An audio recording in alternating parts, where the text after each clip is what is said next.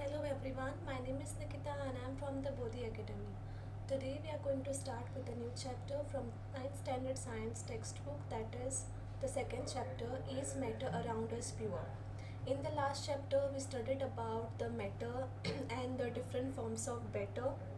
Today we are going to study how is this matter, it is the matter pure, okay, and different methods to purify it.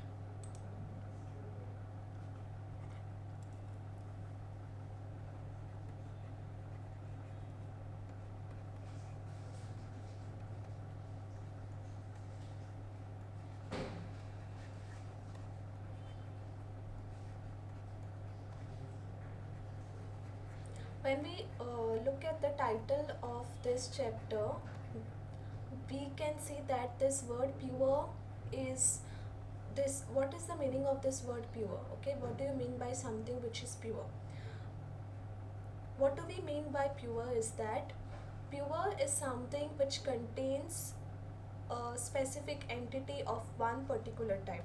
Okay, the any substance is called pure when it is uniform and that there is only one particular type of a substance in the entire mixture. Okay, that is called as pure. When you combine two substances, okay, two substances, pure substance 1 plus pure substance 2, okay, that becomes a mixture. Okay, so in a whole, if this is a substance, in a whole this is a pure substance, in a whole this is also a pure substance, but if you combine this pure substance plus this pure substance, you get a mixture. A mixture is a combination of two or more pure substances. Okay, so that is called as a mixture. A substance Mixtures are constituted by more than one kind of pure form of matter known as a substance. A substance cannot be separated into other kinds of matter by any physical processes. We know that dissolved sodium chloride can be separated from water by the physical process of evaporation. However, sodium chloride is itself a substance and cannot be separated by a physical process into its chemical constituents. Now, what do they mean is that if we consider a salt plus water solution, okay, we know that this salt is chemically sodium chloride, okay. Now this salt NaCl, when you mix with water you get salt solution.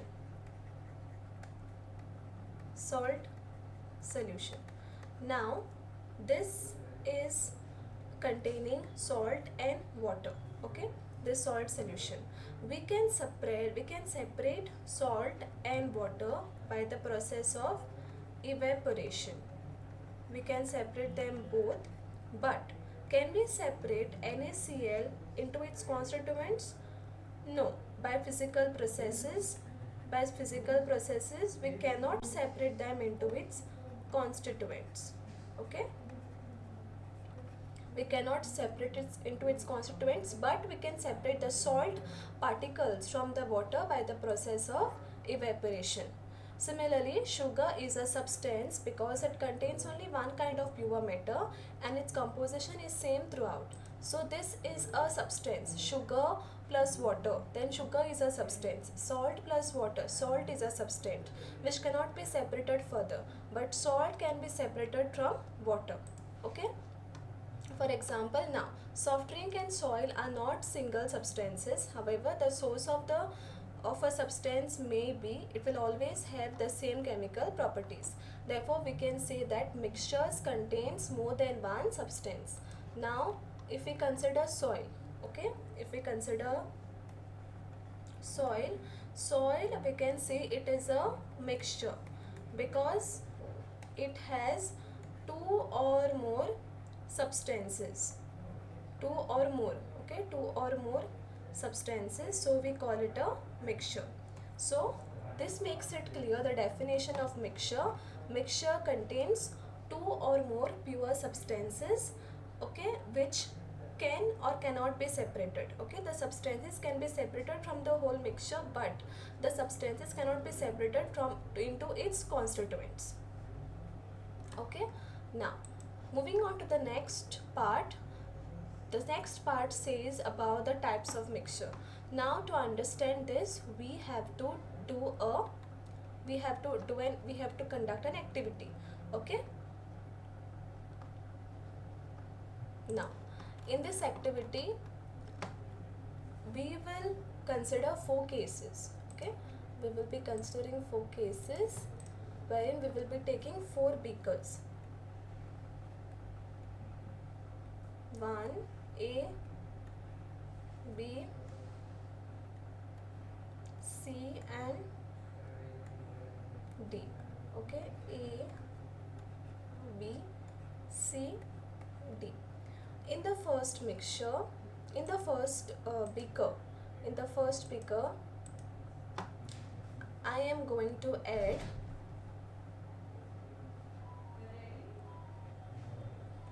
copper sulfate, okay, plus 10 ml of water.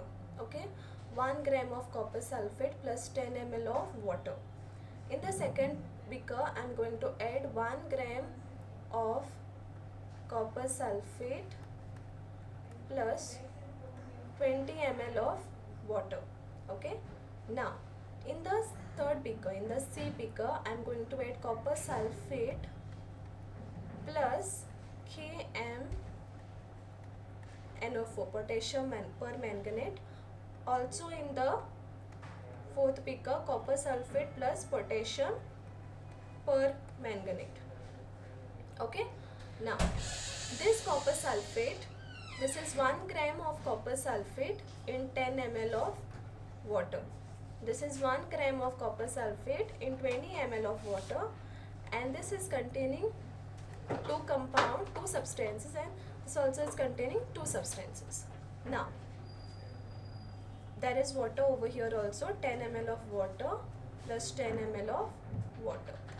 Okay, now this was stirred completely to dissolve. Okay, stirred to dissolve. This was stirred to dissolve.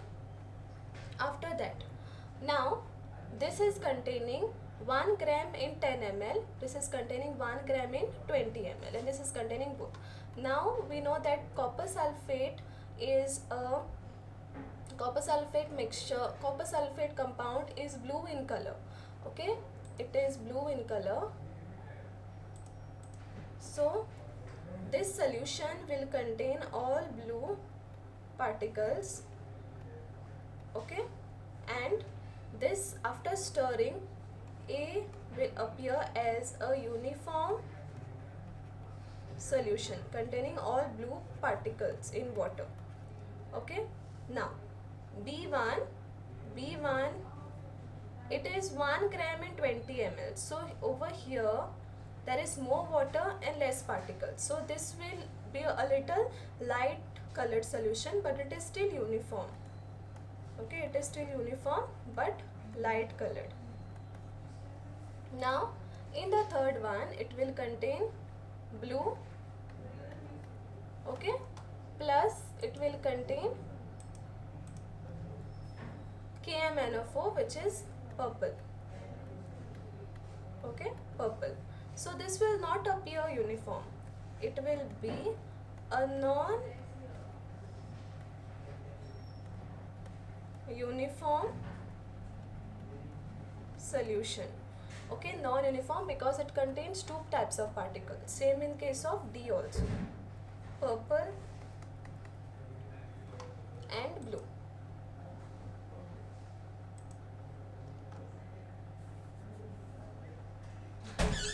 Okay, so this is also a non-uniform solution. Non-uniform solution. Now, when we look at all these solutions, we can see that there's a difference between uniform and non-uniform solutions.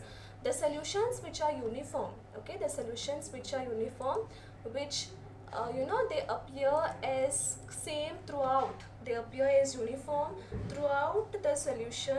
These solutions are called as homogeneous solutions. Homogeneous solution wherein you cannot say which part is what. Even if there is a salt and water, when they are mixed they become one solution, and you can't make out what is water, what is salt. Okay, it becomes a uniform solution, a homogeneous solution. The example is salt solution, salt plus water, then sugar plus water, and lemonade. Okay, lemonade. Now in these two solutions we could see different parts of the solution. Some were blue and some were purple, some were blue, some were purple. Such solutions in which different parts can be observed into distinct, they can be they can be observed as distinct part, they are called as heterogeneous solutions.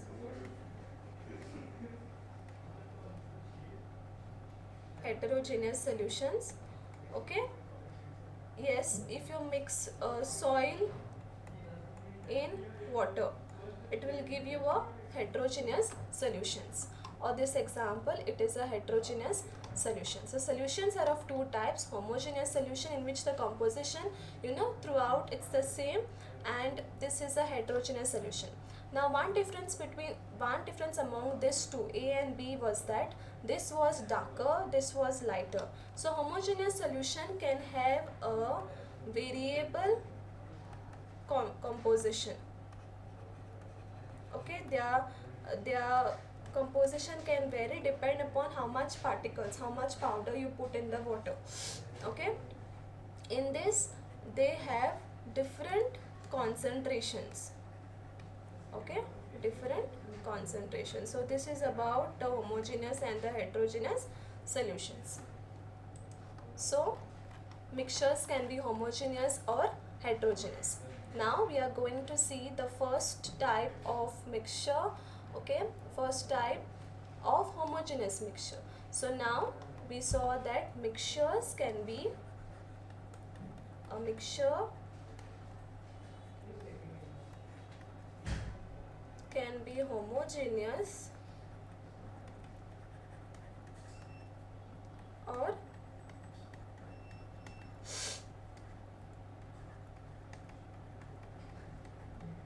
heterogeneous. Now under homogeneous mixtures, first there is first which we are going to study is the solution. Okay, under homogeneous mixture first we have solutions. Now what is a solution? A solution is a homogeneous mixture of two or more substances.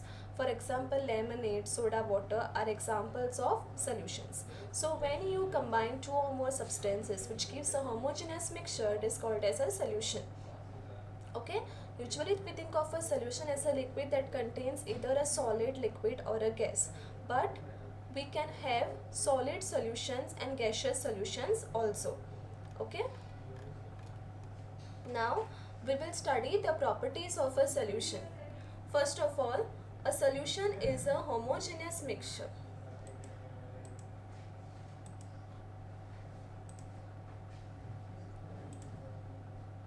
Okay, a solution, first property is that solution is a homogeneous mixture. Okay, then we are going to study the particle size. The particles are smaller than 1 nanometer in diameter. Okay, 1 nanometer in diameter means they cannot be seen by naked eye. They are so small not to be seen by naked eye. Because of very small particles, they cannot scatter a beam of light. Okay, so this is one property wherein the particles in the mixture can scatter a beam of light. Okay, if we direct light towards a solution placed in a glass, then if the particles are big enough, they can make the path of the light visible. Okay, we will see it over here this way. If the particles are big enough, they will make the path of the light visible, but the solution's particles are too small to pass a beam of light. to scatter the beam of light. So the path of the beam of light is not visible in a solution. Now, okay, the solute particles cannot be separated from the mixture by process of filtration. Okay, now these particles cannot be separated from the mixture by the process of filtration. Okay, now before going into this, what is this solute? Okay, in a solution, okay, in a solution, the particle, the component of the solution which dissolves the other component, okay, which dissolves the other component is called as the solvent. Okay, the component of the solution which dissolves the other component in it is called as the solvent, and the component of the solution in which it gets dissolved, in which which get dissolved in the solvent is called as the solute. Okay, the component of the solution which dissolves the other component is called as the solvent, and the one which gets dissolved in solvent is called as the solute. Solvent is present in larger quantities and solute is present in smaller quantities. Okay, now in a solid solution, for example, solute will be the salt particles and solvent is the water. Okay, so this brings me back. Now this is a homogeneous mixture. Particle size is smaller, do not scatter a beam of light, and the solute particles cannot be separated by filtration. For example, this one, this is a solute over here, salt, which cannot be separated by the process of filtration. This all we know, right? Okay.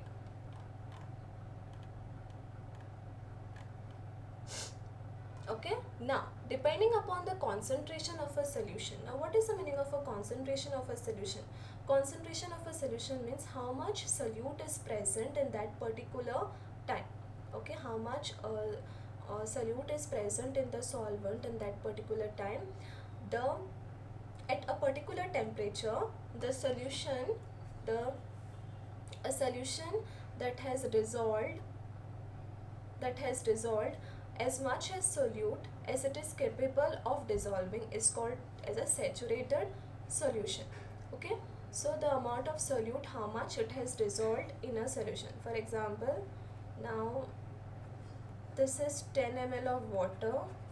Okay, 10 ml of water can dissolve 0.5 grams of salt in it. Okay, 0.5 grams of salt in it, and it can dissolve only that much. Okay, it will be a uniform solution. Now if you put an extra 0.5 grams, that will not get dissolved in the solution, so that will remain as particles without dissolving. So once it gets dissolved, so the ability of a solution to dissolve as much as solute it is capable of dissolving, then it is said to be a saturated solution. Okay, and when no more solute, like for example like this, when no more solute can be dissolved in a solution, it is called as a saturated solution. Okay, and if the amount of solute contained in a solution is less than the saturation level. Okay, so this is now a saturated solution. Okay, so saturated. Another one is a saturated solution in which all the water molecules have taken up the solute, and the second one is an unsaturated solution, means you have dissolved over here, you have dissolved, it can take 0.5 but you have added only 0.3. Okay, you have added only 0.3, it can still take more, that is said to be a unsaturated solution.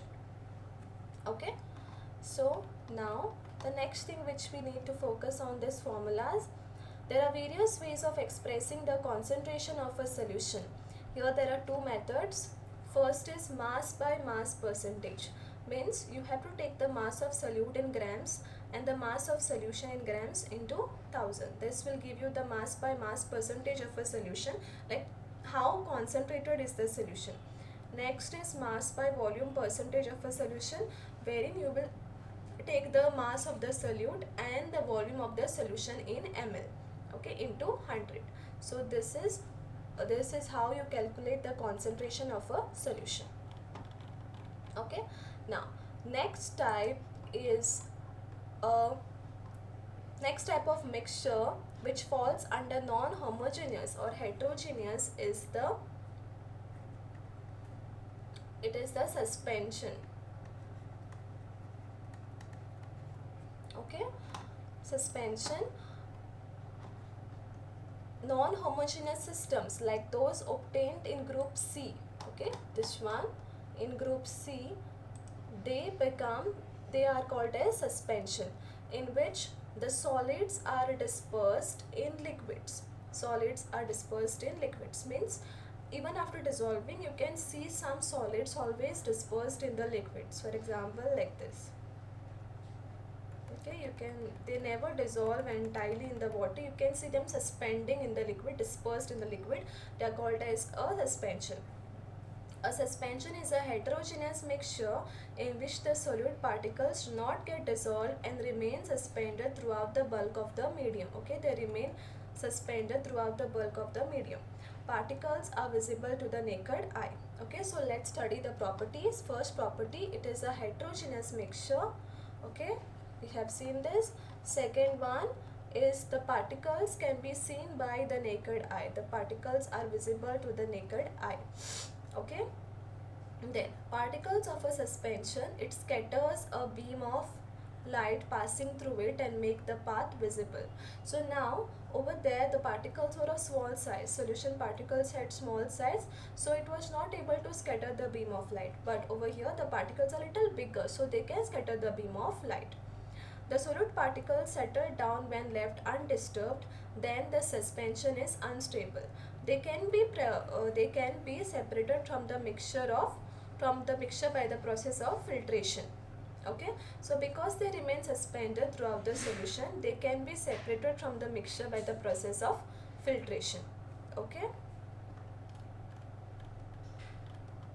so next is a colloidal solution. So the one obtained in group D was a colloidal solution. Okay, now what is a colloidal solution? Because let's go to the properties. First of all, a colloid is a heterogeneous mixture. The size of particles of a colloid is too small to be seen by naked eyes. Okay, they are big enough to scatter a beam of light. Though they are too small, they can be still visible. They can still scatter the beam of light. Okay, the colloidal mixture is mixing water plus milk. Okay, that gives a colloidal solution. See, if you mix milk and water, we can see that it is never stable. Okay, it is just, like a we say it a colloid because it is always moving through the water. It doesn't become a complete uniform solution. That's why it is called as a colloid. They do not settle down when left undisturbed, so a colloid is quite stable. Okay, so the components, they can be separated from the mixture by the process of cannot be separated, but they can be separated by special techniques called as centrifugation. Okay, now in the colloidal solution there are two phases, the dispersed phase and the dispersion phase. The solute-like component or the dispersed phase in a colloid form the dispersed phase. Okay, so the solute-like particles which remain like this in the colloid, that becomes the dispersed phase.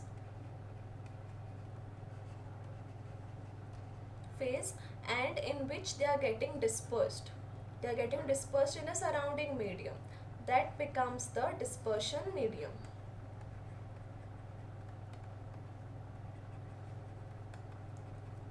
Dispersion medium. Now colloids are classified according to the state of dispersing medium and the dispersed phase. For example, you can see it over here. They are classified into different types: aerosol, foam, emulsion, sol, gel, solid sol, depending upon what the dispersed phase and dispersion medium is. This is very important. Okay, if that is, for example, if the dispersed phase is a liquid and dispersing medium means liquid is dispersed in gas, it is an aerosol. If gas is dispersed in liquid, it is a foam.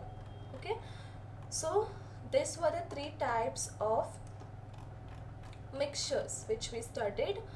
Now very important is the difference between the mixtures. Okay, solution, suspension and colloid. Okay, first we will talk about its type. We have seen that solution is a homogeneous mixture, suspension is a heterogeneous mixture, and this is also a heterogeneous mixture. Okay, then we will talk about its particle.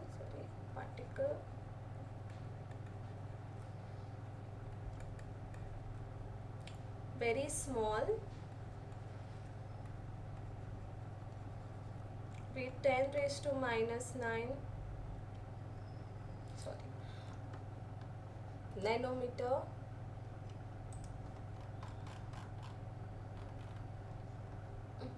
one, okay, 1 nanometer or 10 raised to minus 9 meters in diameter.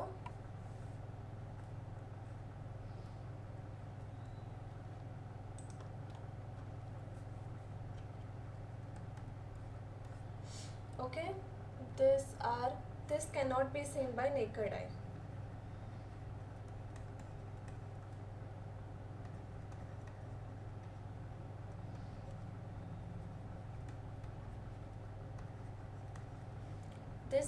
These particles are visible to naked eye, and again these are not visible to naked eye. Okay, then third is scattering of light.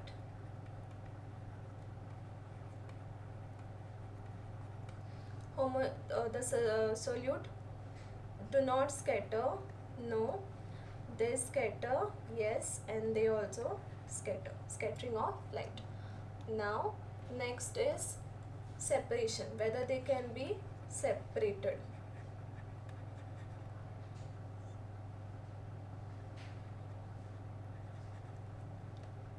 They cannot be separated, no, they can be separated by filtration.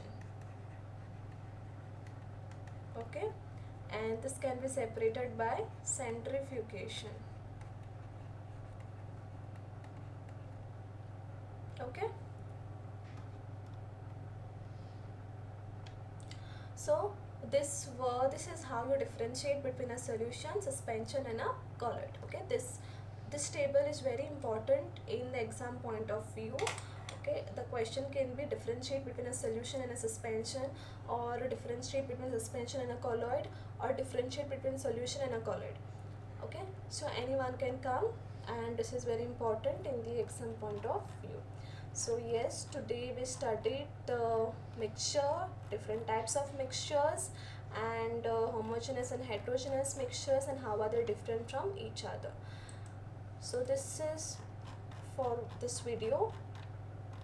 In the next video we will be continuing with the chapter, and we will be studying different techniques, various techniques of separation of the mixtures. So yes, thank you for watching my video. Please like and subscribe to our channel.